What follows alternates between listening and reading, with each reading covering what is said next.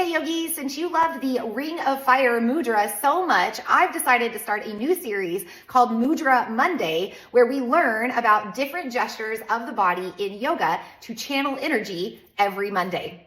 Today, I thought we'd continue the fire energy and learn Shiva Mudra.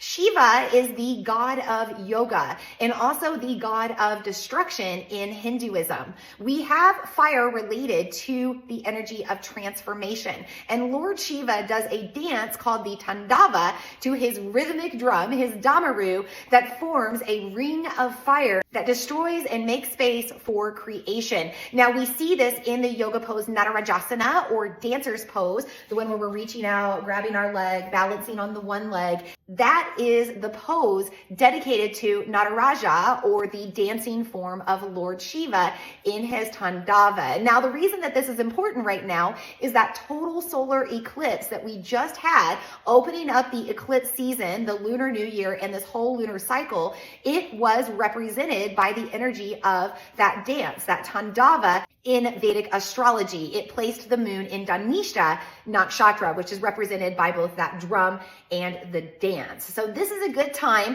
to utilize the Shiva Mudra to bring in more fire, transformation, and change in your life, but also just to bring in more physical heat. We got surprised with some colder weather recently, so this one can be really useful to help you warm up. So let's do this mudra. Last week, we talked about how each of the fingers in Ayurveda represents an element, and the thumb is representative of fire. Shiva is related to fire energy. So we're going to hold our thumb and then we're going to wrap around that fire with our second hand. Now, it's good to hold this really intentionally. So shoulders down in your posture and really squeezing the thumb. And what this is doing is creating heat because you are moving more circulation from your heart space, hands and arms connected to the heart. But you're also energetically working to transmute any fire that you don't want to hold on to anymore. Fiery feelings, fiery emotions, anger, rage, jealousy, frustration. These things can be coming up right now. So this is a good way to help burn all of that. So I like to hold this mudra for 5 to 10 breaths, sometimes longer. Just wait till I start to really feel the heat. Like right now, I'm really starting to feel this